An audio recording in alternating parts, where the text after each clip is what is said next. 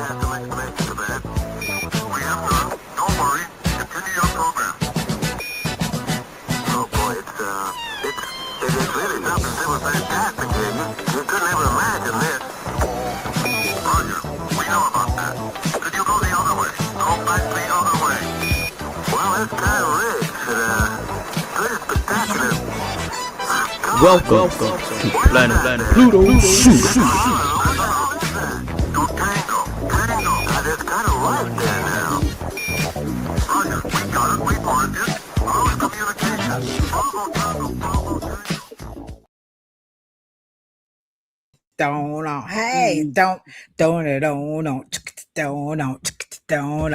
Hey, what's happening, blacks?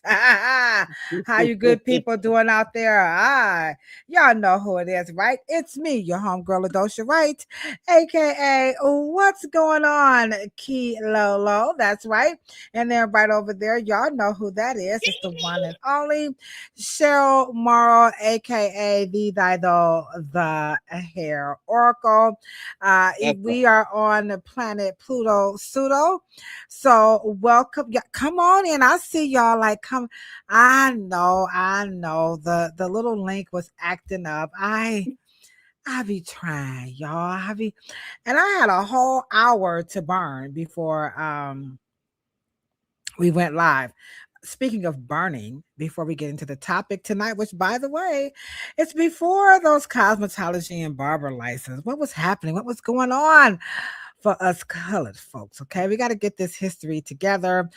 I did a little a reel, and I said it's time for a different conversation about cosmetology because they just keep schmucking it up, social media is good. I love social media, but sometimes they go hard out here. But anywho, as I was saying, the smoke, I don't know if you guys are in Ohio, I think it's Detroit, New York, man, the air quality is horrible. Yeah, so apparently I think it's like a forest fire somewhere in Canada, and the smoke is coming over. And I left out the house this morning, and it had like that sulfur, that smell. And I thought it was a fire. And then when I got to work, like your eyes are burning, like it's really bad. So y'all everybody should be on. Look at that. Come on in, y'all. Come on in. Yes, stick around. We're gonna have a great podcast. This is for the nerds. Now, if you're not a nerd, you're probably going to be like, we got to talk about this hair thing. Like I said, a different conversation, but the air quality is bad, but the conversation is going to be good. So you guys had your face mask, right? Well, I didn't have one. But I'm not going back out there. You know what I'm saying? WK. Thank you, WK. I mean, I don't know what. Okay, what's going on? Yeah. Anywho, we ain't gonna just keep talking about the mistakes on this, but anyhow. But yeah, so we're gonna have a great conversation today. This was gonna be candid. I got a lot of books here. Y'all know I'm a hair nerd. I just be reading stuff right now. I told you guys you need to read Deep Like the River. Okay, I didn't realize this book was written I think it was like 1980 or something like that. You thought it was a new book? No, actually, I thought it was older because the way it looked. Really? Okay. Yeah, I thought the book was kind of like in the maybe the 50s or something. Mm-hmm. So here it is. So all the hair nerds, here's another one. If you're a cosmetology buff and you're people get on social media and they say like some crazy stuff. The cosmetologist, that education is bad. It's just, they don't bring in all of the stuff that came like before. So this one, Deep Like the River, this is by Thomas L. Weber, and he's talking about the education in the slave quarter community. So I'm going to give some quotes because I told you guys this. Let me tell y'all this. Now I'm just talking about me. I'm not going to talk about anybody else. But I love to tell this story because maybe it might resonate with some other people. But, most of my education primarily came from, white people. I'm just telling my truth. I'm not talking about anybody else. I'm just talking about my education in the home. Of course that was Black, but I'm talking about like once I went to college. I know what I'm talking about. Okay. And so, and all of that stuff was primarily pretty much written by white people. Okay. It's just, now I'm not saying white people can't write books, because of course they can write books, but when it came to cosmetology, all we had was this Milady's Book of Cosmetology, which it's a European. Okay. And when I met Cheryl and she was giving me some history that I wasn't aware of, and I told y'all in my ignorant mind, a very naive and ignorant and somewhat maybe even stupid, y'all can say it, but go ahead. I'm not going to feel bad, because this is why Planet Pluto Pseudo is here. Mm-hmm. When she was telling me some stuff, particularly, let's talk like what we're going to talk on tonight is the plantation mistress. Okay. What was happening on this plantation. Right. And, I listened to Cheryl. But my in the back of my mind, this is my thought. And I told Cheryl, this is my thought. Well, I ain't never heard no white people say nothing like, like if white people didn't say it, it wasn't real. Like, I'm just talking about me. And so tonight, this is one of those conversations that's going to complement the education that we have. I think that's one of the problems. And that's what Cheryl and I, when we met with, former state representative Elliot Foreham, right? Let's switch the picture right quick, because folks think we be making stuff up out here. Yeah, they sure do. But we got to put it up here. Bam! So this actually took place on Valentine's Day in 2020. Was it 2023, I believe? Right after Elliot and I had this big old falling out. And Cheryl pretty much was like, y'all saying the same things, y'all just saying it different. But what we wanted to do with this textured hair science bill was to complement the Milady's Book of Cosmetology. We're not trying to say the book is all right. We're just talking about complementing it. So tonight we're going to give you guys a glimpse of how we came to that conclusion by having a very, very poignant conversation about this education in cosmetology, and just to give you guys some context, so that way when you're on social media and you're hearing like crazy stuff about just very divisive, like Black people is this and white people is that, and we know we ain't trying to sugarcoat, right? So it was some. We got the book. Hold on, I hope I'll knock my mic off. Let me try. What's up, Yate? What's up? Style and Jim Crow. These are books, y'all. Listen, as cosmetologists, we need to equip ourselves with history. Okay? So we're not trying to sugarcoat and act like there was not some divisiveness, but we just can't keep that on. So keep that going. So hopefully after tonight, for all our hair nerds, okay, can you drop in the chat the community of hair nerds with the emoji with the glasses, which that's my alter ego, by the way. Cheryl, like, only your sick. Y'all check out our commercial. Hold on, Cheryl. I got text messages about this commercial. Hold on. Let me play it for y'all, right? I do. I'm going to read the text message to you, okay? Hold on. Wait a minute, Kay. Go ahead. Drop it in the chat. Hashtag community of hair nerds with a little glass emoji. It's my alter ego. But check out our little new commercial for the dumbest shit. Here y'all go. Check it out. Right quick, sure. Here you go. Oh, no. This can't be. Hell no! Wait, somebody actually said that. What? They said what? Oh, no. This can't be. Get the hair oracle on the phone now. Hello, what the hell is it now? I'm in Afro meditation. What you talking Glad about? I got you. Yes, what's up? Welcome to the dumbest shit people say about black hair. The podcast where myths get roasted, science gets respected, and black hair finally gets the conversation it deserves. Every week, Cheryl, Morrow, and Ladosha Wright unpack the comments, the confusion, the history, the culture, and the facts with humor, heart, and zero tolerance for nonsense. Whether you're rocking coils, curls, locks, braids, or an afro, you'll laugh, you'll learn, and you'll never hear black hair the same way again. Every Monday, 3 p.m. Pacific Standard Time and 6 p.m. Eastern Time. Follow, subscribe, and join the conversation on our YouTube Afro Hair Science channel, because ignorance is loud, but we're louder. Changing minds one myth at a time.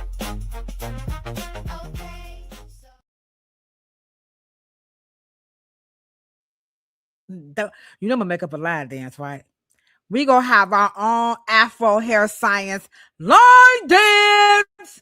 So sure, you better get that soundtrack ready. Y'all tell you, I'm gonna make up the moves and everything. Y'all remember Pumps and the Bumps? I'm gonna mix in some of like Pumps and the Bumps, you know, Trans Europe Express, you know, some of the 504 boys, you know what I'm saying? All of that, I'm gonna mix a little bit. I'm gonna steal some of everybody moves and make our own little line dance. But here's a text message that I got, and it said, OMG, totally cool video to promote Monday at 6. Y'all see that? OMG. So Cheryl, you did that. You guys better come on, hit that subscribe button. We're getting ready to have a very candid and poignant conversation about history before cosmetology. And then halfway through, we'll play some of, because it's disco time. We might be talking about history, but y'all know we're going to hit that disco. Because this month is July. It's hotter than July, no pun intended. So I got the little 45 up there. We're going to just, you know, hit one of them Stevie Wonder songs. But let me just, let's you want to hop into it? Something you want to say about this? Why you think this is important? Because I like the way you set it up. You know, because and I want you to set it up for us, because you sent me this reel where this guy from Britain was saying this crazy things about you guys got to. I'm gonna drop the link in the chat, okay, after the podcast, where basically he gave this, it's a wonderful video, by the way, though. I ain't gonna hate on bro, okay? And he was saying like Garrett Morgan like accidentally discovered the relaxer, right? When y'all know the story, okay? But then I'm just cutting through the chase. He said, well, Garrett Morgan and them, and he got that lovely British accent. I'm horrible, I don't really have it. Sorry, great. But that nobody ever really did the research to find out just how bad this chemical was for our hair. And he got all the people in the chat. They're like, oh yeah, this stuff is bad. This is bad. So tonight, this is just one of those reasons. And of course, he's all wrong. Everything he said is wrong. As a matter of fact, I want to invite him onto the podcast. Instead of us like, you know, dissing these people, y'all know I'm from the 80s. I'm like dissing. Anybody still say dissing? Sure, nobody said that. I will diss you right now. I would diss. We ain't gonna diss his ass. You know what I'm saying? I'm gonna invite him onto the podcast. But sure, let's set it up for our hair nerds. We got a community of hair nerds. Why is it important for us to put some context to the history of cosmetology, and why do we have to, you know, go to the plantation in Africa? Why can't we just stay in the here and the now? Because that's what they don't like that about history, because they feel like, what the hell is deep like the rivers? Oh, I lost my page. Y'all tell you know how that feels, my hair nerds. Styling Jim Crow. What the hell that's got to do with me trying to get some customers today? This is a lot to do with it, because I truly believe, as a hair nerd myself, is that if I could possibly have the best set of information, and I can align that information with my purpose, what I want to do, my plans, and how I go forward. But, you know, we love to converse and we love to talk to our customers and we love to network. Can you imagine being an expert and saying something that is historically wrong, historically offensive, and representing yourself as a very intelligent person, an intellectual, beauty intellectual, hair nerd, and you get things wrong, and then you pass it on to your customer, and then your customer passes it on, and then they pass it on, and then they pass it on. So everything that we're doing going to the beauty supply, going to the doctor's office, going to our neighborhood councils in our church? Is it just being, ourselves? And then the disinformation, which means that you knowingly know it's wrong when you're saying it. And I don't feel that most social media people are malicious. I think that what they believe is that there's no Ladosha and there's no Cheryl. And that's what Esther talks about. Y'all give it up. We Mhm. got that bootleg hand clap. Let's give it up for Esther. Sorry, y'all. I'm gonna get us some Yeah. claps, by the way. Yeah. Yeah. Esther would say that, well, you two are the only people on here talking like that. And I kind of didn't believe it, but no. Yeah. Yeah. And let me just say that I was at a lecture one day, and one young girl stood up and said, when my people or Black people stand up and they say something, well, where's the evidence of that saying something? And so, for instance, and she was making a reference to how the Johnsons and Black hair care legacy and history and things of that nature, if it was so great and it's so rich and it's so vast and it's so, important for me to know it, like where, and if you guys are talking about generational wealth, and she's saying, well, where's the kids? Where are they? And so, and that was a very good critique of history, because you do, have, progenitors, and then you have successors in fashion and other industries, and they are there to respond in real time what they were taught, brought up in it, and they were there, and they're in pictures, and then they can make something make sense. And so history books, and people write things so we can reference them later because we may need them. And so Mr. Morrow wrote the books prior to Milady and Marjorie Joyner. She wrote the books so you can check them out later. And so you can find, it's called a compass. So you can orient and navigate your way through the future and won't be on premises that are not historically true, or that's not why, most people did something and you're under the impression. And so it makes sense for us to get the narratives right, control the narratives after, so it can make sense to us in our ethos. Right. And it's important.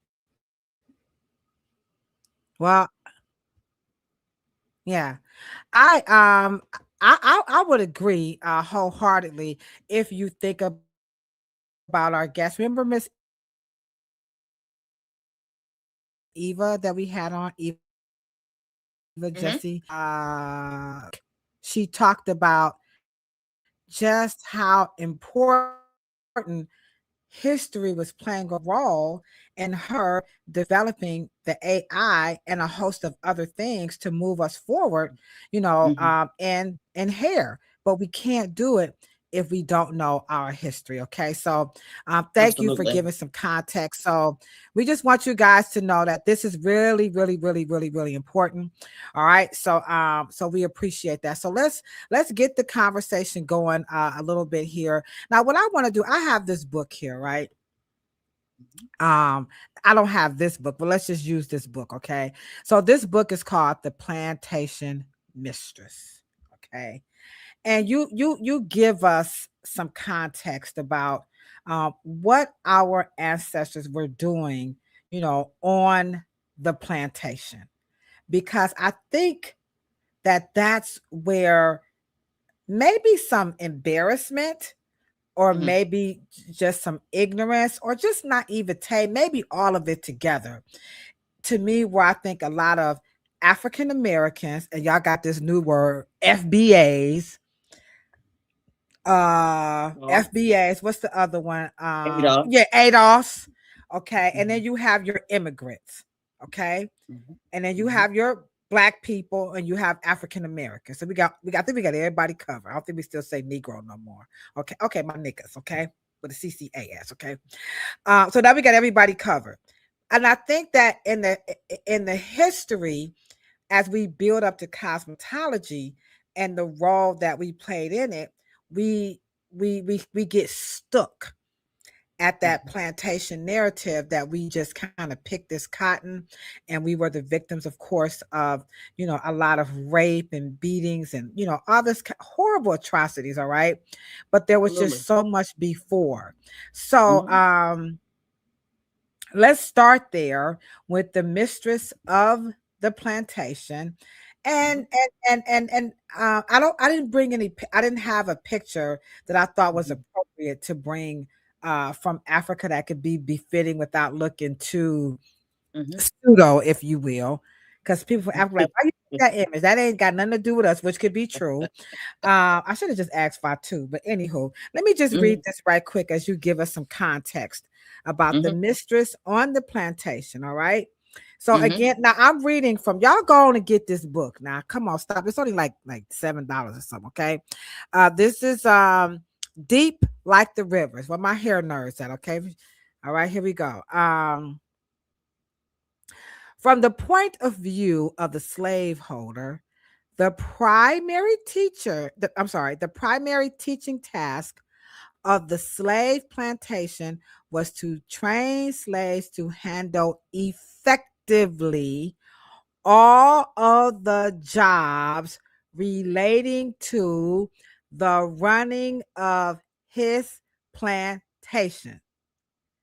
Under slavery, Blacks did everything from refining the technical skills. I repeat, refining the technical skills of carpentry, masonry, horse handling, sugar refining, blacksmithing, gardening, shoemaking, weaving, and domestic service, and ...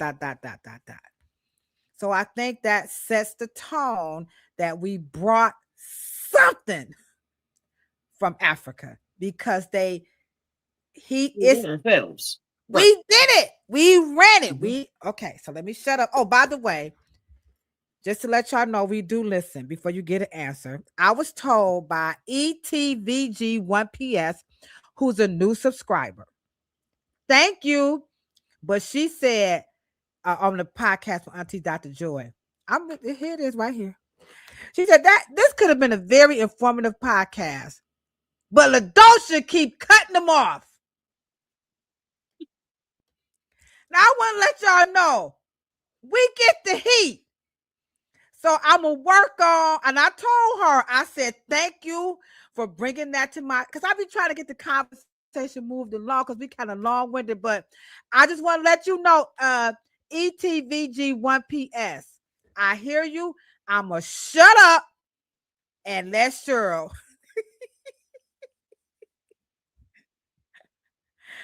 Take it away, Cheryl, because ET said, don't you shut your ass up. I don't know who that person is, man. Wait a minute. Then she got the nerve not to have a name. Well, what is okay. it? Yeah, right. That's what we here for. See, we not them podcasters right. And like we on here. We hear y'all, because that means they listening to us. So I'm gonna shut up. Let me shut up before she say something else. Okay. Hey, ET. With that, as a dovetail, I want to make something clear so we can clear up. How can you prove? Why do you say things like that? How do we know that the Africans came here with skills? And, because it sounds so open-ended. Yeah, it sounds good. But one of the things that you guys have to know that is trackable. Okay. One, we wasn't knocking on Europe's door and said, look, we want to get away. We're refugees. We want to get away from our land. We want to jump on the ship. Where are you going? You going to America? Okay, if you let me jump on, I'll work for you. That didn't happen. That's number one. Like the Jews going into Israel wanting a homeland. You have to understand, they're leaving someplace bad. They're leaving war. They're leaving economic devastation. They're leaving poor health conditions. They're looking for a better life. Now, put that in your mind and say to yourself, here is a aristocratic, low aristocratic, because Europeans were what we call the feudal class, feudal class. They were hard workers and all of that. So if you're promised something in a new world, and you will get a group of people who already is using their own genius, own brilliance, own knowledge, own craftsmanship, own stuff, and you can take them and you like what they've done over there, well, they can come and do it over here. So at the end of the day, just think about the logic of wanting to be able to corral and steal and take a group of people must have been in a place where you probably, because you did also colonize that their shit, their house. And so there is an admiration when going onto these excursions, colonial excursions, admiring the life they built for themselves. So you have to think logic that they just didn't come here being dumb, blind, and on crack and dog food. So that just doesn't make any sense. Okay. And so that's how we can prove. So we're not just saying things because, of course, that's one of the things that we created planet Pluto pseudo. And it's why we're such hair nerds, and you love to read and I love to read, because we don't just want to be the same thing on social media, just saying things. Okay. And so we're trying to match these things up with logic as we go down through the narrative. Okay. Mm-hmm, and so we're not just saying that Black Africans brilliant because we are of African descent. We're diasporic Black folks. We're not just doing that. We want you guys to make sure that the logic of a people ending up being a non-immigrant slave class, how does that happen in all of the listed jobs? Okay. Because they're not educating you now. They definitely didn't educate you to do no gardening. And so we got to just think of the logic. Right. And this is why we have to have, the books, because we can say stuff like that. And it's not to be petty, to source it. You got to source it up. Can you prove it? But those are legitimate concerns. Well, how you going to say that when this ain't never happened? There are slave narratives in their own. Just like there's exploration. Explorers, they did their accounts and they did their stories and they wrote what they saw and experienced. There's several. I mean, even if you look at what's my man's name who deciphered the hieroglyphs? I forgot his name. Or something with a Frenchman. You have no, not Volney. It's gonna come to me in a minute. Somebody look that up. The guy. Okay, so you do have various historical accounts of all what were they called back in the day? People who went on like archaeologists. Yeah, before they were called archaeologists, they were like on a journey, an adventure. And they just they told all these tales of what they did. Even the man who wrote Amazing Grace. Man, you should read his, because he was a slave before he wrote Amazing Grace. That's what kind of encouraged him to kind of write that song. This is a true story, guys. So we just want you guys to understand the very, very important role of history, because we do say things, especially when it comes to hair. We really, really come off looking like something that's like we did nothing. And so when we look at books like, let me just put it up again, because I'm going to have you sure just give some context again. Yeah, Absolutely. When we look at books like The Plantation Mistress, even in my book, What They Don't Tell You at the Hair Salon, this might be a far reach. And if it's a far reach, go ahead, Kay. You can tell me, Ladosha, you kind of reaching now. But I'm just gonna say this in all honesty. If you're really, really, really like into this whole hair education thing, it's kind of hard to do this and not really get into history. Like when I wanted to talk about what they don't tell you at the hair salon, I would have never thought that I would have got this much history. So when we look at the plantation mistress and her role, now let me just say this before you answer the question. We are not saying that slaves was able to do some hair and get their freedom. Nah, we're not gonna say nothing like that. But we do know that barbering, that's why the podcast says before cosmetology and barber license. We do know that slaves were allowed to make money. There's so much research on capitalism. That's a whole nother podcast. So we do know that. So I just want to make that clear. But Cheryl, bring us through with the plantation and the mistress. And let me just show this here. This is in my book. It's on page 47. And it's showing you, this was a kit, a beauty kit that the mistress had on the plantation. And sure, I don't know if you can see it, but there's the English comb. I just learned that when I was in the Gambia. There's a brush, there's a mirror, and look at that. What is that? I can only see 3 of them. I can only see the comb, the brush. Oh yeah. And what you see that? Yes. That's a whip. Oh, whip. I thought it was the whip. Oh, wow. Yeah, you see the little handle there? Yes. It's a whip. Because if she tugged Missy's hair the wrong way, pat. Powerful. And I'll source that where I got what book I got that from. So hit us up with a little bit of history, giving them some context into what our ancestors were doing on this plantation when it came to taking care and grooming the master and the mistress.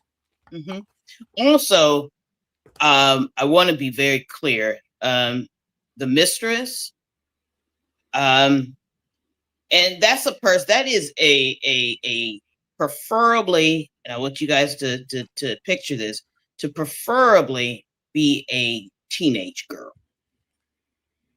Okay?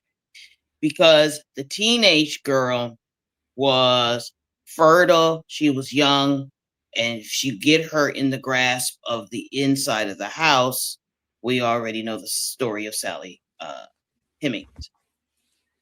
So she is basically a young girl. But there's another character also that I want you guys to also focus on, maybe the plantation mistress. And this will kind of solve this issue as well. We're going to actually, because the way the story that Mr. Morrow told me, the story of the mistress, okay? But there's another character, is they call them eunuchs. Eunuchs. In fact, for the young girl, the eunuch actually was pushed by Black culture to replace the young girl, to protect the young girls. And if you guys want to look up, you can do it now. Ladosha is a EUNUCH.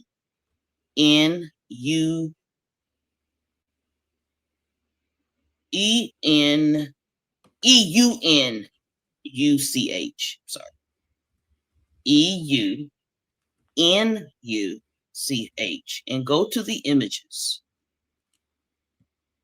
Just go to show you how Black culture takes care and had to take care of each other. The eunuch. Okay, you go to the images. Yeah, I just went to images. Hold on, let me pull it up right quick. Share. I'm coming, No ET. I hear you, It's ET.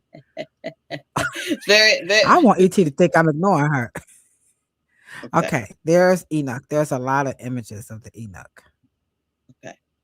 Enoch is a female acting appearance male because they could, in fact, they're actually this one right here, the one with the gold This one right standing here.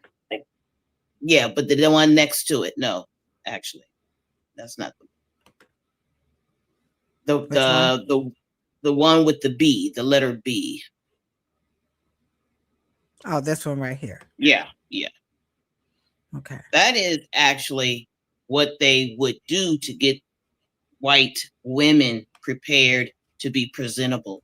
Would always be a Black feminine man, because Black people wanted to replace the young girl because they would do very horrible things to the young girls.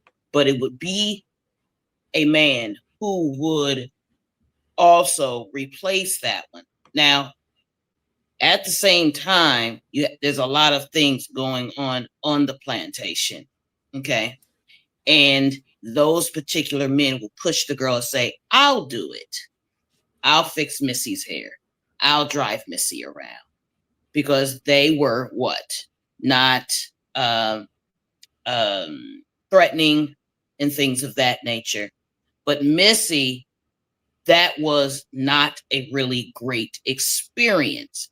Not only was it not a good experience for young Black girls, because you're combing hair with an implement, and this is where we get into Black women in Black culture, the plantation culture, the slave era. We did not have the tools.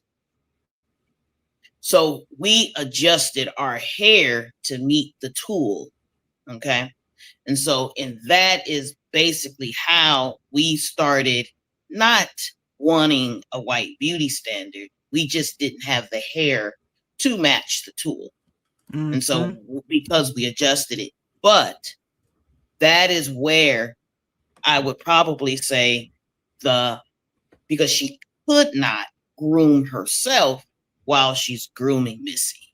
Now, we're talking Missy and mistress. Don't get those two things mixed up. Mistress is solely responsible to make the birthing easier for European women, to make her life easier, to delouse her, to make sure she's not getting any germs, to making sure she's douching, to make sure that her personal hygiene is correct. That was Black women's job. If they had moved into the house, the beauty of her, to make her unwretched, to make her beautiful. So it's we have this love relationship with white women's beauty and what we could do and what we could not do. And when you have social media videos like the one I sent you, and to misrepresent either what we were feeling, what we were doing, why we were doing it, that is harmful because it will carry on thought processes, myths, folklore, and urban legends, and will get the lies out and falsehoods. And I think that we're just a little too sophisticated for that at this point. All right. Yeah, go ahead. Gotcha. Yeah, and here is another book. All right. If you find that's another word. Wench. I was just gonna say. Now, if you find some of this, like, oh, I don't know if I can read deep like the river, but now you heard Cheryl give you a different understanding between a Missy, a mistress, and I had to throw in wench. So you guys can understand all of this stuff is building up to this thing called cosmetology. There's some context. And so when we hear people saying things like Garrett Morgan accidentally discovered this relaxer, and we went on for years putting this stuff in our hair, but we didn't know, and it didn't happen until 2023, over 100 years later, when some caring researchers decided to study the effects of this relaxer, and then come to find out it's giving all the Black women cancer. But all of these, the Missy, the Mistress, and the Wench, they have one thing that they all used in common: sodium hydroxide. Facts. Had to. Facts. I repeat, and you just heard, sure, we sourcing this for y'all, like, just to help y'all get it. We got the plantation mistress. Cheryl just broke down. Don't confuse the mistress with Missy. Now I'm throwing in Wench, and she took the Enoch. Am I saying it right, Cheryl? Is it eunuch or Enoch? Enoch. Okay, Enoch. That offset that. He over to the side. Okay? And we're building this up. Even the Enoch, in common, sodium hydroxide. Now, I'm not saying cancer was around or wasn't back around. I ain't about to get off. That ain't my job. I just want you to know that they were using this stuff. Okay. And these are books. They also were using it to several different degrees. Oh, okay. I want you to get there. Let me take it down. Yeah. Go ahead. Break it down. Yeah. I hope y'all taking notes here now. Because shut up, first of all, let me shut up, E.T. Because it is actually very offensive to say what you mean by that? So that they didn't know what they were using. To be able to then let a white person come discover something that the white folks never made. That's number one. And so how they would give their whole lives, their whole domestic lives, their whole economic livestock to Black people. They would just give them over. They trusted Black people with their life. But you hear, and I'm not basically trying to say that, when you come here, you got to basically know the Constitution and you get your citizenship and everything. But you guys got to understand, they don't get no citizenship book in Black American history. They don't get they just think because they skin and dark, that, they think that, and we keep getting it. No, you got to read the Black American manual too. You got to get your ass an orientation in Black. They got to read what manual? The what? They got to get the Black American manual. Here it is. This is the Black Dennis Richelieu. They still beating them up about essence. The FBAs, the ADOS, the ABOs. I'll be listening to y'all. They not letting them down. Cheryl just said, here is just one example of the Black American manual. You see what it says? Education in the slave quarter community. There it is. There is proof. I love Cheryl. Let me get it. Hold on, wait a minute. Let me give it to her, y'all. Bam. We got to make sure I know we that's why one of the things that I loved about Dr. Amos Wilson is that he would really stress that if you can't talk about it in data, times, months, dates, years, eras, centuries, countries, language, you're gonna screw it up just by trying to be important, because slavery is nothing without the plantation. And if they get you to just talk about plantation, they will minimize our contribution down to just labor and not industry and not building and not designing, not creating, not making comforts, and advantages and comfort and lives and class for them.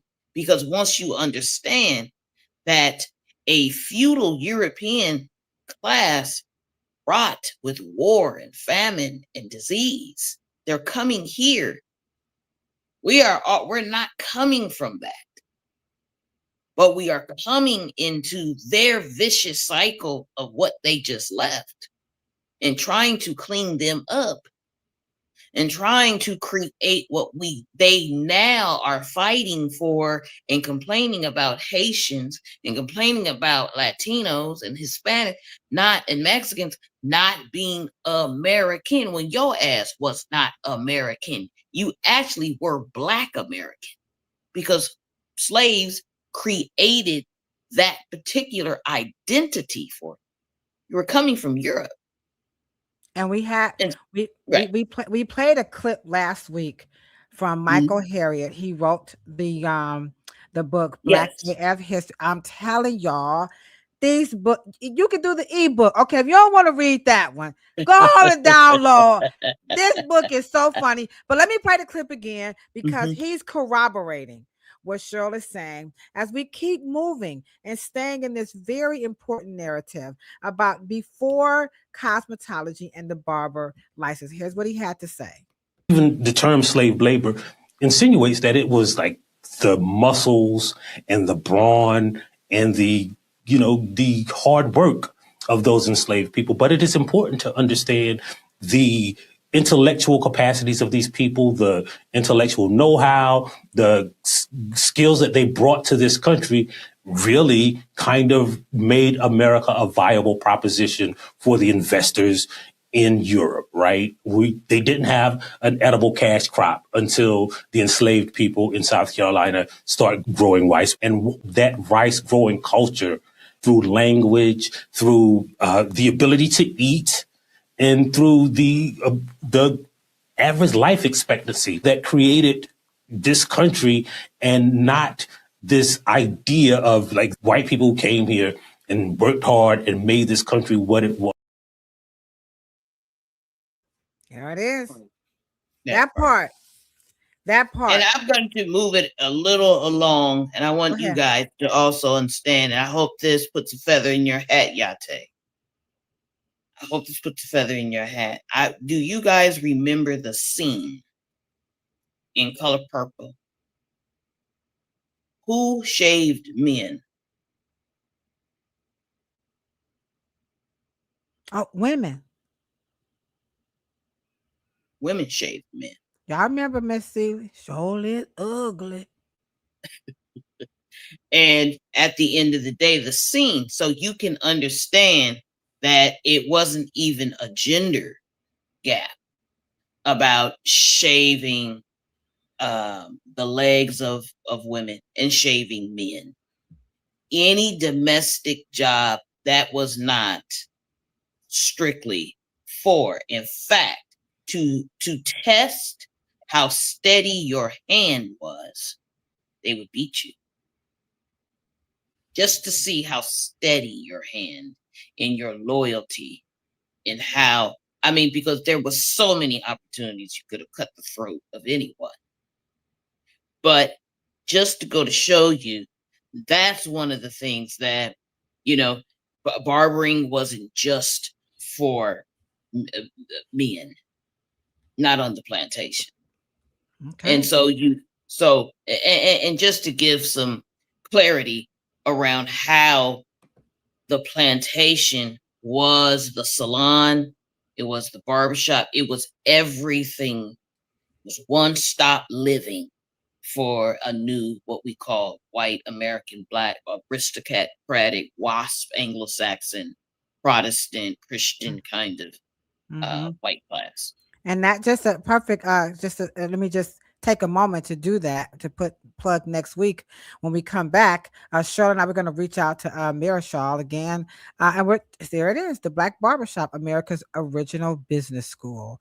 So we can see the build, on what was taking place, but it's just imperative that we do what Cheryl and Mr. Michael Harriet is saying, is let's move that narrative along beyond the stuff that they were just laborers, and let's not toss out their intellectual contributions to the plantation. All right. So with that, let's show some clips. So now here we are. We got some backdrop here, but now we have the cosmetology school. By the way, I'm just looking at my little notes here. I want to make sure I stay on task here. So now we have the cosmetology schools. We can see that things were definitely passed down through this. What does he call it? You could call it the blueprint, the book. Mr. Thomas Weber calls it Education and the Slave Quarter Community. So now we have this thing called cosmetology, but yet it was kind of segregated. All right. So I'm a short clip, just a little cosmetology school, what it was like, back in the day when it was split. Okay. It was split. All right. Here we go. 60 or 70 arrive, full of hope each day, sure that by sunset they'll be full of glamour. The idea started 16 years ago when Alfred Morris, noted hairstylist, decided that a sound theoretical knowledge of hair health and hygiene, followed by a really intensive course of instruction in the secrets of his craft, was needed by new entrants to the hairdressing profession. It's not enough to know only how to cut and dress hair, he argued, and his ideas brought 100 pupils flocking to him every 6 months, eager to join the anti-twist and adjust brigade. 6 GIs came across the Atlantic to improve their technique, and sister did they learn. Dexterity is developed on blocks, not dummies, please. Pupils work on nothing else for a whole month, before watching Alfred Morris himself, working on a live model, inspires them with visions of the new coiffures which may someday emerge from the treasure coffers of experience. Like it? Then take a closer look. From all parts of the world come these students, and it's nice to know that British hairstyles are now among our invisible exports. Mohammed Vakel will take his ideas back with him. Anecdotes about V-rolls and Juliets will delight Romano's friends in Bombay. Ina Monroe from Jamaica will dream. Aha! You see that? I got that on TikTok.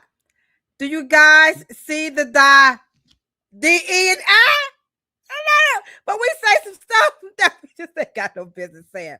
Now, of course, admittedly, that was not in America. But again, we just want to show you guys, look at the skill set, look at all the different things that were taking place. The Marcel, did y'all see all of that? So again, now on the plantation, we had things a little bit different. We had the Marcel arms, which was from cast iron. We had the blacksmithing and so on and so forth. So as we take it into the present day cosmetology, why do you think there was a separate? Okay, because you got one book. All right, hold on, because it came from I won't go too far back because you said we got to move this along. Hold on, because I got all my books, sure. I want you here now. So here's one from the 50s. All right. And so we have some school of thoughts that, it was definitely, segregated. It was different and everything. Okay. And I got the page saved, with the Marcel. This was something, I guess this was really popping back in the 50s. I wasn't born, so I wouldn't know.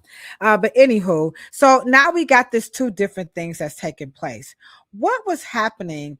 Was something different happening in Black cosmetology schools that wasn't happening in white cosmetology schools, or was everybody getting the same thing? So we went to Miss Jones Beauty School off 105, or Miss Smith's. Were we all getting the Marcel waving method? Were we all getting finger waves, or was it something different as far in the education? So let's kind of clear that up a little bit. But let's make one thing clear to everybody. Let's see what in that clip, what were they doing? In the clips, What hairstyle were they doing? Now, before you guys answer that, okay, go look up John Newton, who is the composer and lyricist and the writer of Amazing Grace. Put a picture up. Oh, I was just talking about John Newton. I couldn't think of his name.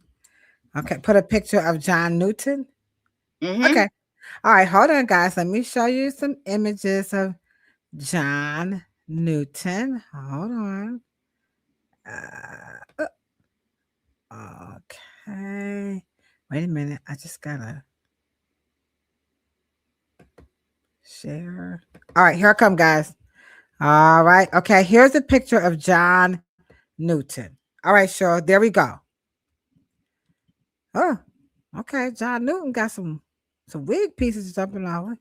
He got some Afro puffs on the side. Okay. Okay. Kind of cute.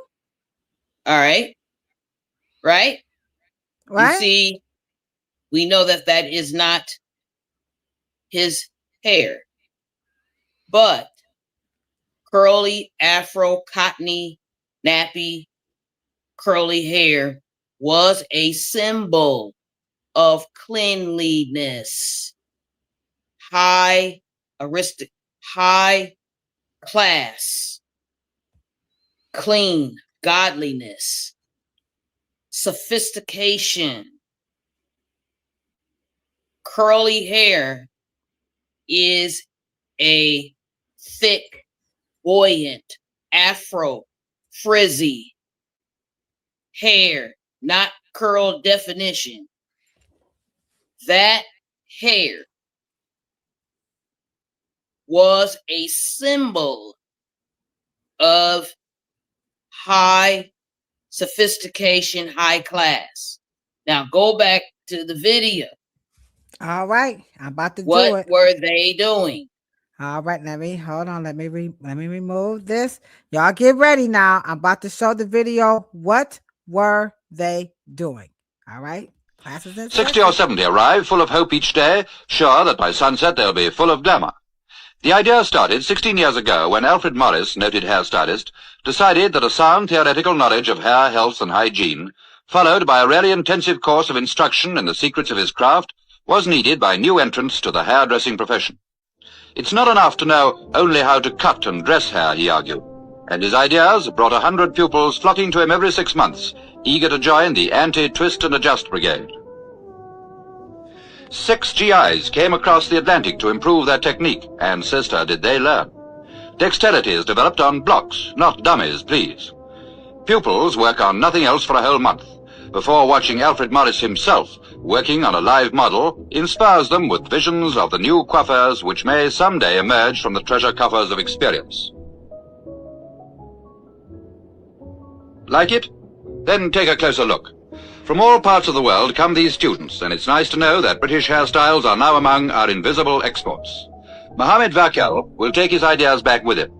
Anecdotes about V-rolls and Juliets will delight Romano's friends in Bombay. Ina Monroe from Jamaica will dream. All right.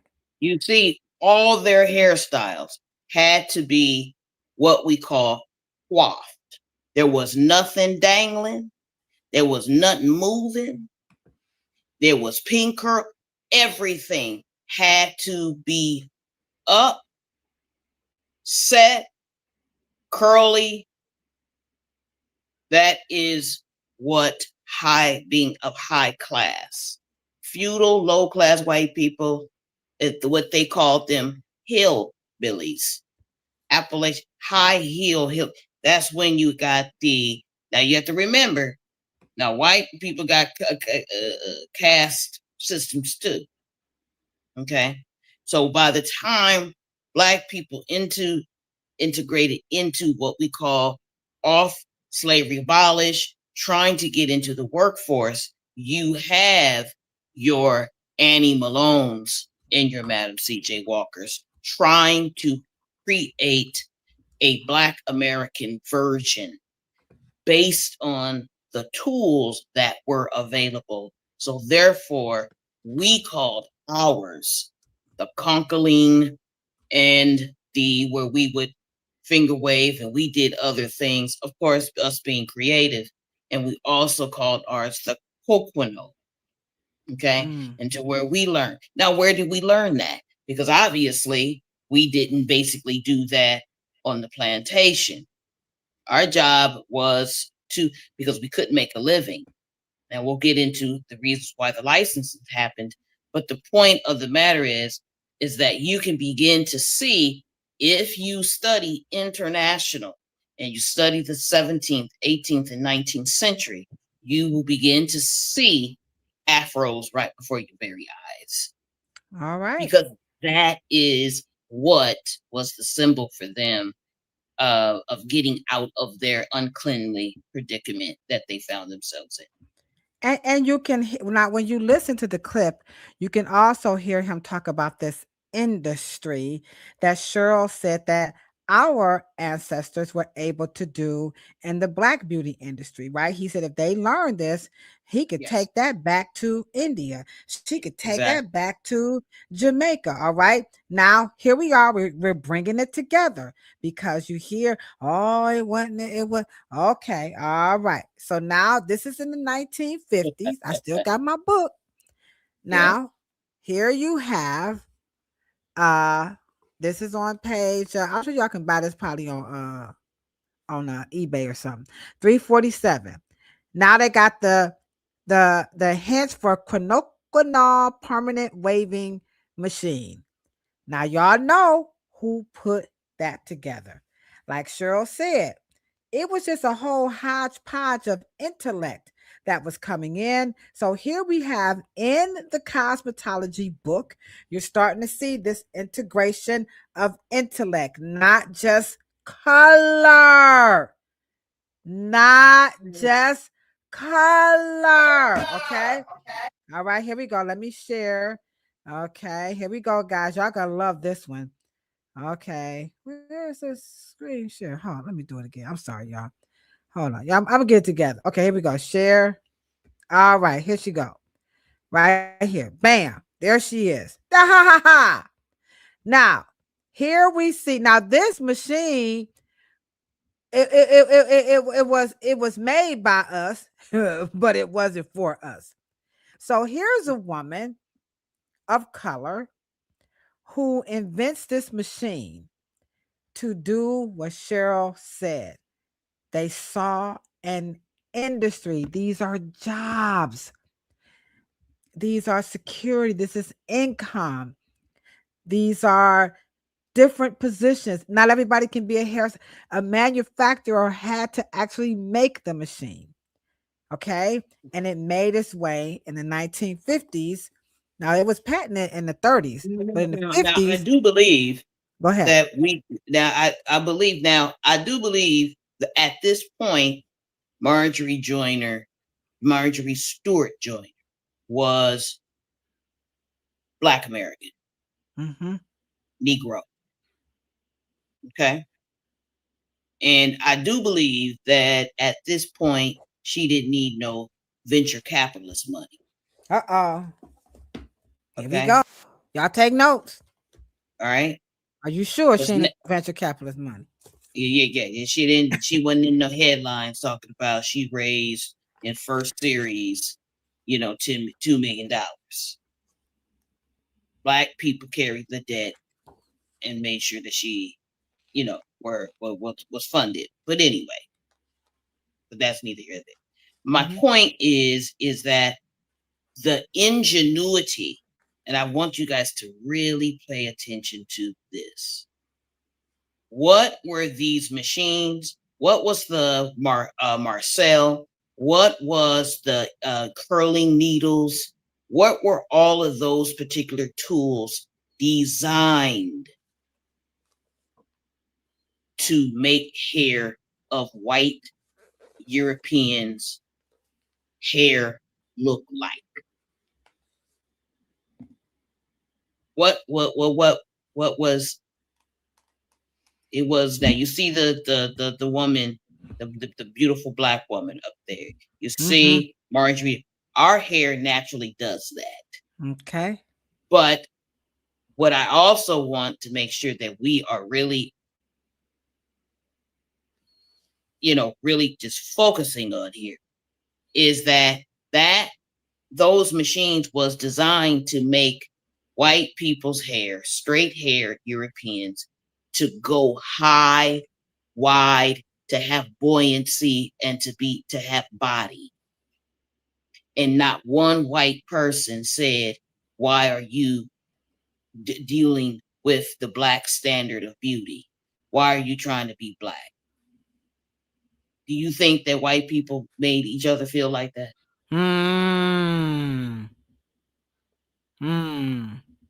Okay.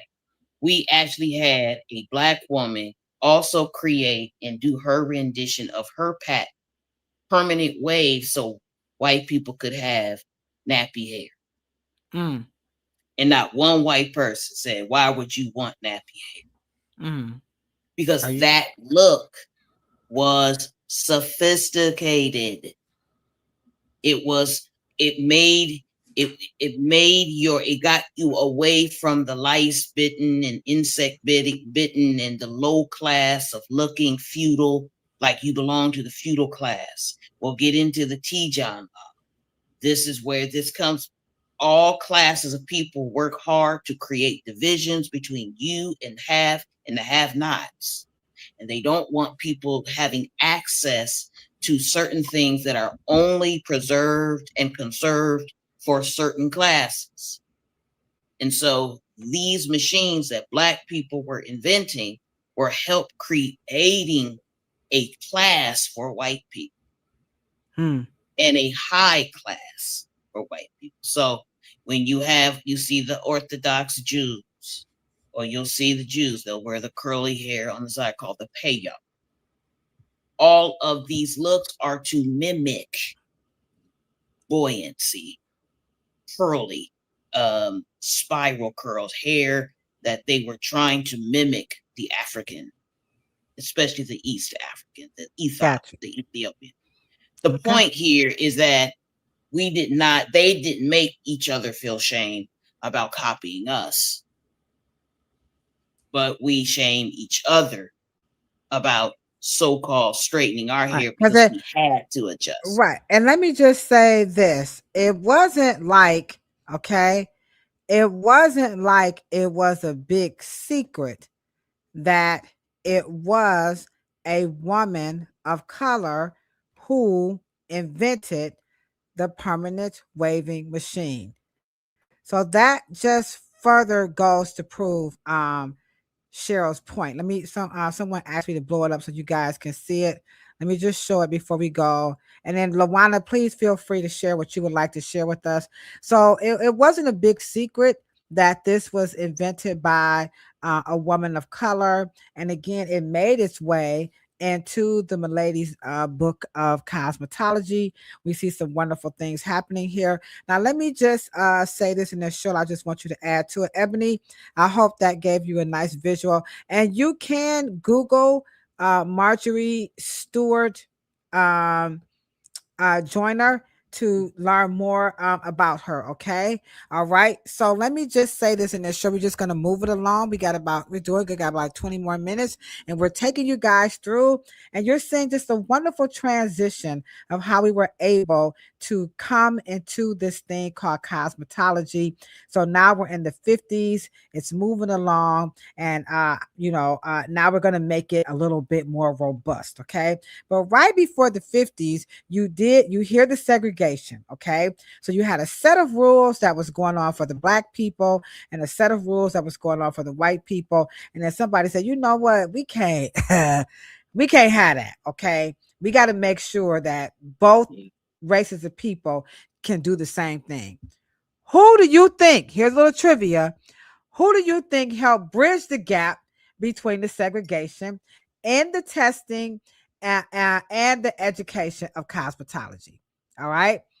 Who do you think? Now, while you're write down who you think, Cheryl, I can hear Guech saying now is a good time for you guys to do this. And just who do you think? Just right quick, one person, two people, help us out. Who do you think helped bridge that gap? Okay.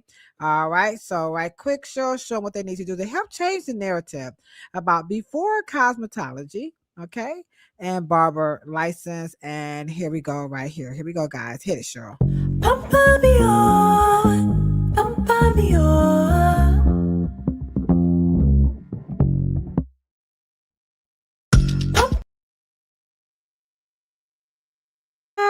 We got some real hair nerds. What's up, Kenyatta? We got Kenyatta rocking it out with us over on Instagram. And just to show y'all, we still down with our boo. Wait a minute, Kenyatta. It ain't too late for y'all. Bam! Whoop, there it is. It ain't too late for y'all to get the what? Press for Beauty, the silk press blueprint by none other than Kenyatta, the stylist, right here on Instagram. I got my copy. We gave away some copies. So let's give it up right quick for our homegirl, Miss Kenyatta. I also told her we need to go out and get us a bologna sandwich. She's like, all right, damn bologna, okay? All right, Kenyatta. Hey, Kenyatta! I ain't gonna get you no bologna sandwich, all right? All right, so there we have it for Kenyatta. Okay, so let's see now, Cheryl. Who do you think helped bridge the gap? They said, no, we can't. Before we go any further, before we get to 1950 and all this other good stuff, we got to bridge the gap. All right. So let's see what they said. Okay. All right. Okay. They was like, go ahead. Okay. They didn't have a gap. Okay. Well, let me just go ahead in the essence of time. All right. Y'all know we got to source it, right, Cheryl? Here we go. It's in Style of Jim Crow. We keep telling. Look at we can't. We gave you get a card. You get a card. Definitely a black woman. Here we go, guys. All right.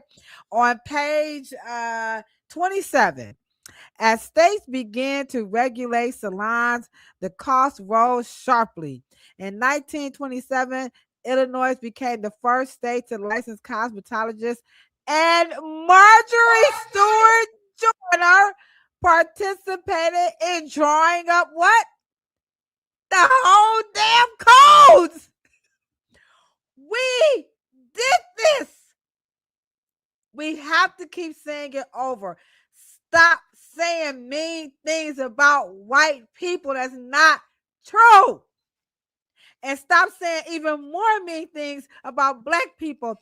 That's not true. Was it perfect? No. But as my mama would say, at least they would try.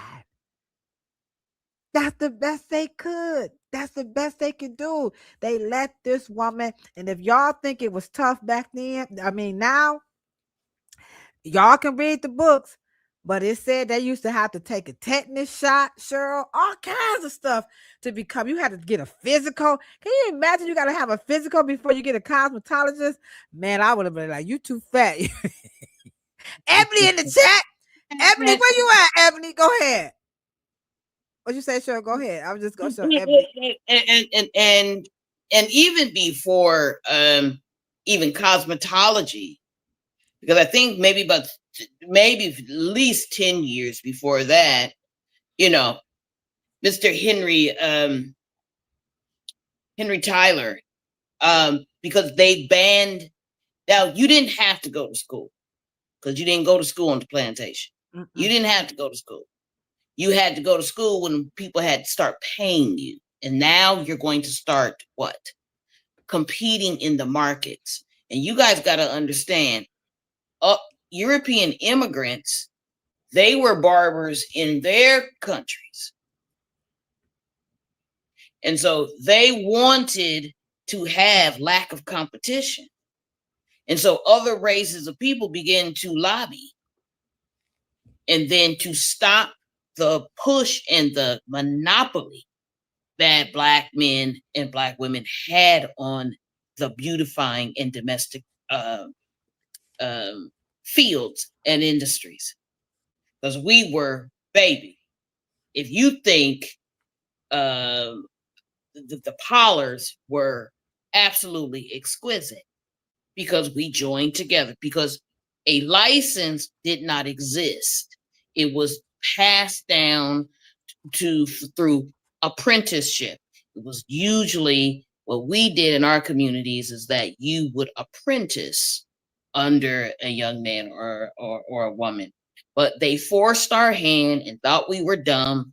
And women in the National Beauty Culturist League, women like Mad Gatson, Dr. Katie Wickham, of course, there was many years Marjorie Stewart Joyner. I mean, with Mary McLeod Bethune and those types of women who just pulled themselves up and said, "Forget it. We'll just write it." Okay, and the reason why you have different manuals, because you could just open up your school, and that's why Mr. Henry Tyler out of Texas opened up the Tyler Morgan Barber College, amongst others, because Roger Simon, he had his, and a lot of them had their own apprentice barbershops. And believe me, they weren't arguing about price. They just gave superior services and things of that nature. But and it was kind of around the same time, but I think barbering had its challenges because, of course, Black people getting into the middle class and needing to divide, and of course, we began to become churches, and so we decided to do the same kind of, nuclear family craziness. And then that is when women went to cosmetology and men went to barbering, but it was not segregated in through gender. That is true. Prior to that. Yeah. Okay. Now we have a comment here. Now remember, it's in the book, y'all. I was trying to find it while Cheryl was talking, but I started reading the book, But anywho, our industry impresario, Miss Jeanette, is in the chat. If y'all missed how to build your business, go back and check out that episode. Jeanette, her face is on the YouTube thumbnail. Dope podcast, and she's saying that you had to take a tuberculosis test. I'm telling y'all, it was tough back. All this stuff we complain about, and all this, it's just not true. And all of these things are documented to put barriers, and so that's why I don't let people talk about wealth gaps. I know a gap just sometimes happens, but no, there were barriers put in your way. And it was a racialized reason, and because the immigrant and the white barbers did not want to compete with Black barbers. And as you can see, if you guys just actually, okay, because of course, when you are segregated, once you are trying to integrate, then you have to take a tuberculosis test, because you have to understand there were certain diseases, disorders, and conditions that Black Americans just didn't get because we were segregated. But we knew if we were servicing them, because if that was the case, we would have been shit. They came, they migrated here with a whole host of issues. That we did not particularly had, we had it just natively. Right. Yeah. But I will, yeah. But yeah. Yeah. We're just trying to help y'all see the timeline and how the emergence of what's that new word they use now? Intersectionality. Come on now, y'all. Give me 5 points for intersectionality. Can I at least get that much? All right. Okay. LaWanda, come on now, Jeanette. All of y'all weekend, y'all better give me 5 points for intersectionality, okay? So we have it here, and in cosmetology, you see it's coming, but that crossing is at the roads of Black women like Marjorie Stewart Joyner and Madam C.J. Walker. Now, and here it is in the book. This one on page 29. You ain't even got to get all into it, okay? Yeah, that's an answer. That we just said, if you want us to do that, sure, fine, we'll do that too. Y'all got any ideas? Instead of just laying back, they were proactive. They just wrote it. They weren't like, oh, right, is that gonna be for Black people? No, they said, come on, let's get together. Now, here it go, come get together. Now they said before all of this, right? I'm just gonna paraphrase a little bit, right? They had the Yeah. color, they had all of this stuff, right? And they said, Dad, we need some more education in this book, right? And they said, oh, well, wait a minute now. We got hair cutting, and guess what? Hair weaving. Can we put that in the book? They was like, let's throw it in there. Okay, hold on, wait a minute now. And they said, but we need some more cleaning stuff. We need some more science. We need some. Here we go. You ready, Cheryl? Here we go. They said, Madam Walker's complete beauty course of the 1930s included brief introductions to characteristics and common diseases of skin and hair and the fundamentals of manicuring. And Milady said, we need that. Let's put that in our book. Do y'all see it? So wait a minute. This now. So at the end of the day, let's just think about this. So at the end of the day, what you just described was what? Trichology. Ow! I ain't know that. Hold on. What you just described. Y'all, I ain't even put it together. Y'all better stand up and clap. Let's give it up for sexual Kilolo. That means I read it. Okay, I didn't. Okay, now, and check this out. I'll be and this is a far stretch, right? This is a real far stretch. Now, you guys have never heard, well, you guys probably have heard, but Rose Morgan. Okay. Rose Morgan also was a nurse, but she wanted to be a beauty entrepreneur.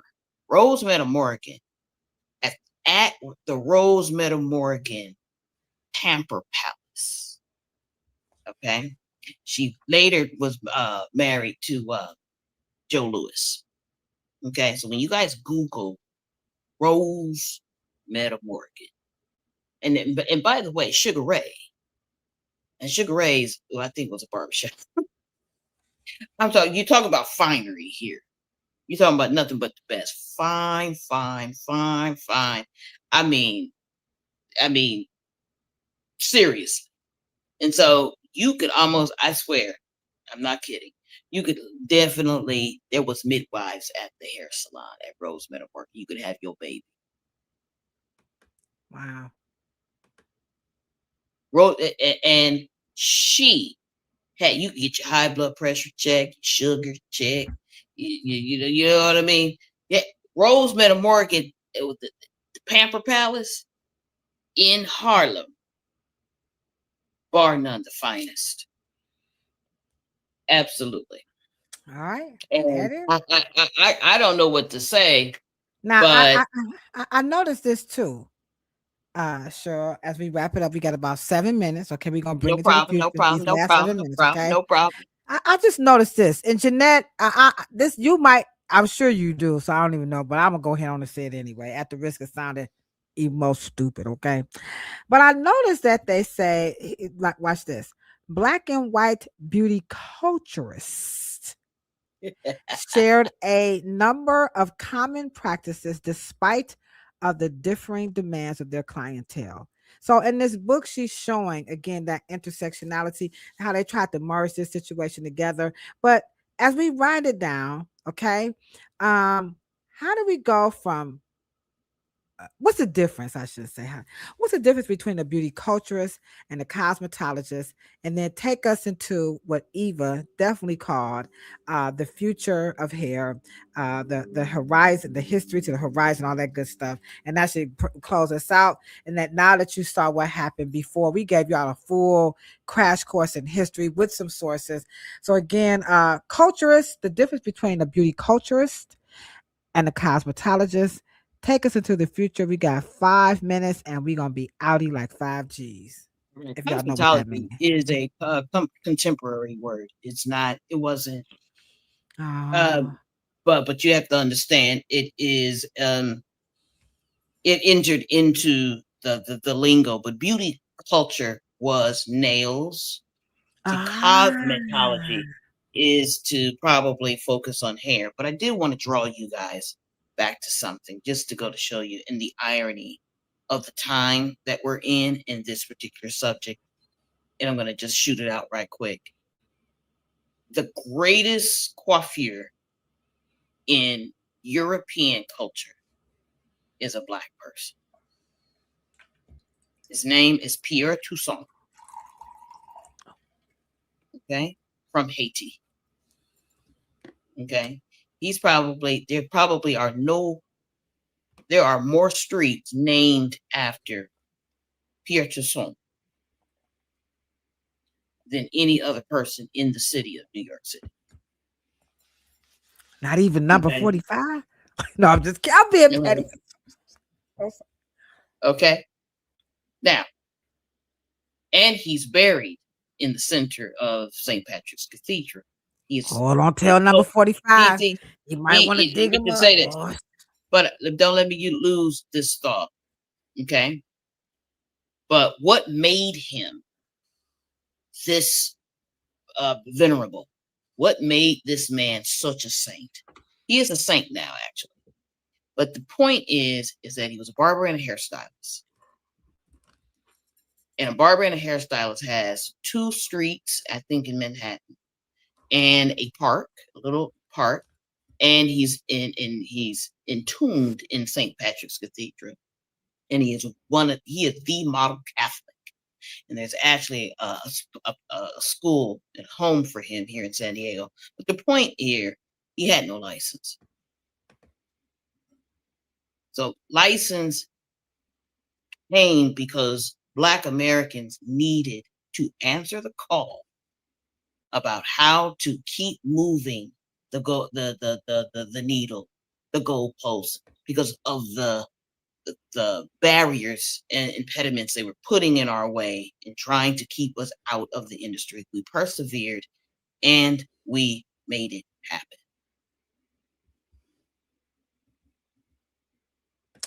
And there he is with the scissors. There he is.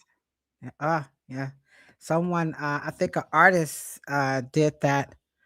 It doesn't say who the artist is, but the impresario Jeanette is saying you are correct. And this is perfect that we as you continue on, Cheryl, taking us into the future, because we're going to start our next week's podcast with Pierre Toussaint, who definitely what a high bar that barbers have to live up to. Well, there's a story how because of his demeanor, he's a model, the model Catholic. But anyway, go ahead. I know you're closing it. Yeah. Okay. So take us into, as you segue from Pierre Toussaint with these high standards. So much he was venerated. He's the venerable Pierre Toussaint. Streets named after him. His tomb is in the center of in Manhattan in New York. And now we're moving into present day. Now that we took him all the way before, we got him during, we got it after, we got the intersectionality. So now let's take it into the future as we wrap this up about before the license of cosmetology and barbering. What do you see? What do you recommend? Things of that nature. Well, probably not what do you see, but what do you recommend for us in the future as we use the history of our ancestors and all of the wonderful people of all ethnicities that poured into this wonderful, wonderful industry called cosmetology? I know that there is competition, and I know, and I realize that we all want to make our mark on the industry. We all want to be to give our creativity and contribute in this industry. The key is for us, as we are interacting with so many other groups of people. Other groups of people want to bring what they've done forward. Everybody wants to bring their past forward. It's called legacy. And we have to not be seduced into wanting to start over by being the first one to do something. We want to be the continuation. We want to get the books. We want to read so we will know what not to lift, because it's lifted already. We don't want to spend our presence in the 21st century redoing something that happened in the 20th century. It just makes no sense. It's a misuse of inheritance. It's a misuse of the story. It's a misuse of our recount of history. And it actually, and it's offensive to our ancestors to do it over, as if we could do it better. We maybe can do it different because we have more at our access. Maybe, AI and there's other things. That's not the point. The point is that the foundation, the kernel, the corn, the seed is there, and it has sprouted. You're just another branch of history. You're not really doing anything new anyway. But that is a feather in our hat as Black Americans to be able to say, look what they have done for me. And this is what I don't have to do. But I can be creative in how I can improve it and expand it. And so that's wonderful. That's a vision conversation of our time now. We are in the 21st century. And that's the vision you see, is that we improve and we expand. We took you guys on a fascinating timeline. We have nothing to be ashamed of, but everything to be proud of. And of course, even more to look forward to, because Cheryl just gave us a wonderful platform to just kind of springboard and get it going. So shout out to everybody in the chat. I appreciate everyone. We got some new subscribers. We are officially over our 3,500 mark. That means a lot to us here. So to everybody who is subscribing to the podcast, we appreciate every last one of you. And ET, I hope I did a good job in shutting my mouth. But just to let you guys know, we do read all of the comments in the chat. And if we need to do better, then we do better. Come back and join us next week. We're going to kick it off with Mr. Pierre Toussaint, who's going to help us support our local barbers and also help us understand how he set the tone for America's original business school. We're going to talk about that business of barbering. And Cheryl told a wonderful story about how her dad only spent 7 years, the lucky number 7 years behind that chair, and how he was able to capitalize on this original business school. We're talking the Black Barbershop. This one you guys don't want to miss. And then we're going to be back here on Monday with some more of the Kilolo shenanigans. That's right. When moisture becomes the problem, we're going to talk about, this is the last of this series. We're going to end it up. We're going to conclude it because y'all didn't put all this stuff on your hair. Now it's hard and crunchy. How is it that moisture has definitely become a problem? And in that way, you guys will have a complete understanding about moisture, not for once and for all, but just from another angle, because I'm sure that just won't go away. Cheryl, I thank you so much. This was a dynamic podcast, and all of you stuck it out with us. Y'all did. Yate, I'm gonna see you on Sunday. I got my potato chips ready. Yep, I sure do. Okay, maybe some popcorn because I kind of gave up the potato chips. But anywho, I'll be ready for you on Sunday. Everybody, y'all set y'all reminders right now to join Yate this Sunday at 8 o'clock. Guech is there. Cheryl and I is there. Let's have a party over on Real Roots where she been getting up down. All right, Monica. Oh, snappy snap. ATL, I got my other BFF. I love you, boo. Hey. Oh, I love you. Okay, Jeanette, the impresario, we're going to see you too. All right, sure, you know what we say when we're signing out, right? It's all about what good, better, best. Never let it rest until your good is better and your better is best. And if you're new to the industry, come check out my girl, Ebony.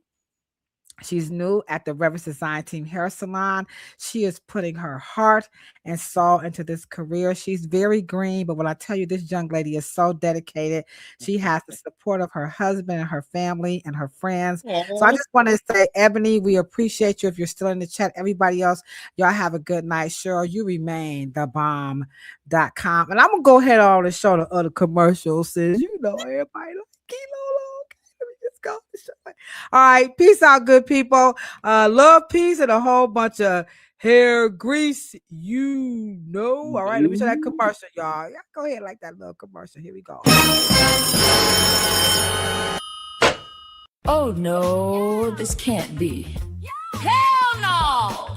Wait, somebody actually said that. What? They said what? Oh no, this can't be. Get the hair oracle on the phone now. Hello, what the hell is it now? I'm in Afro meditation. What you talking Glad I got you. Yes, what's up? Welcome to the dumbest shit people say about black hair. The podcast where myths get roasted, science gets respected, and black hair finally gets the conversation it deserves. Every week, Cheryl, Morrow, and Ladosha Wright unpack the comments, the confusion, the history, the culture, and the facts with humor, heart, and zero tolerance for nonsense. Whether you're rocking coils, curls, locks, braids, or an afro, you'll laugh, you'll learn, and you'll never hear black hair the same day again. Every Monday, 3 p.m. Pacific Standard Time and 6 p.m. Eastern Time. Follow, subscribe, and join the conversation on our YouTube Afro Hair Science channel, because ignorance is loud, but we're louder. Changing minds one myth at a time.